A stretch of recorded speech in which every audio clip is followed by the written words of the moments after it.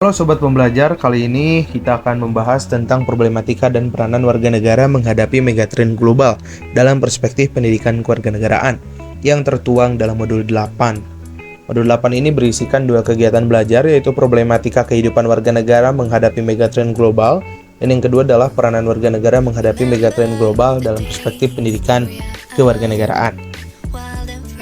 Dalam problematika kehidupan warga negara menghadapi megatrend global, kita akan menggunakan pendekatan analitis yang digunakan untuk mengamati bagaimana tren-tren ini saling berinteraksi dan mempengaruhi satu sama lain serta dampaknya terhadap kehidupan warga negara. Itu menurut Naisbitt 1982.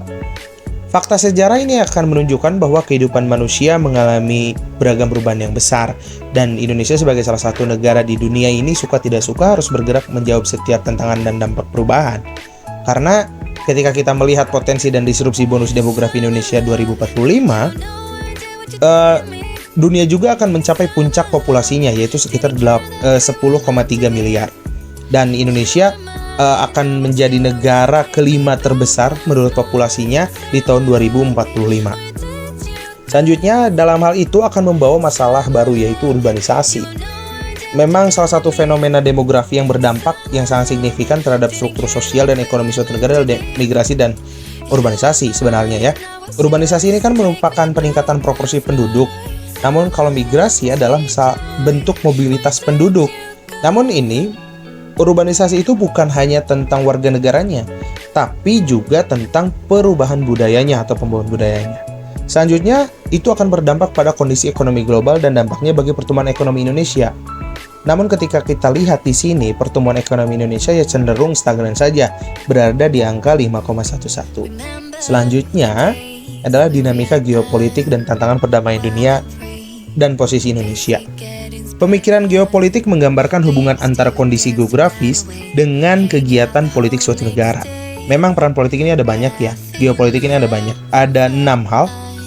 Yang pertama, menghubungkan kekuasaan negara dengan kemampuan alam yang ada. Kedua, menghubungkan kebijaksanaan negara dengan situasi dan kondisi alam. Ketiga, menentukan bentuk dan corak politik luar dan dalam negeri. Keempat, menggariskan pokok haluan negara. Kelima, meningkatkan posisi dan kedudukan negara. Nah, yang keenam, ini sebenarnya hal yang dianggap sesat, yaitu membenarkan tindakan ekspansi suatu negara. Karena ya memang itu bertentangan dengan beberapa prinsip di berbagai negara.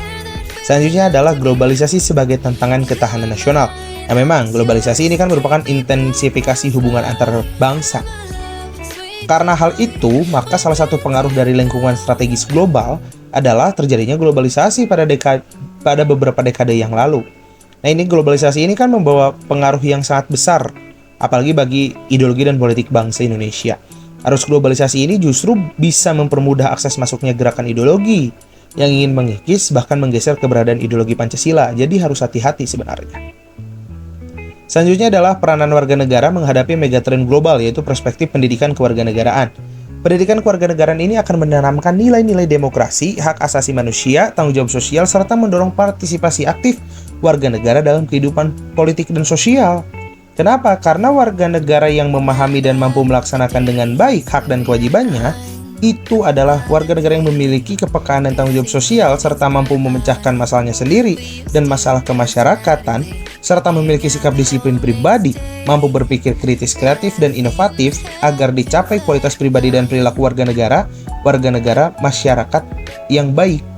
Karena dalam hal itu, ketika pendidikan kewarganegaraan dibelajarkan, ini akan menimbulkan socio-civic behavior dan desirable personal qualities.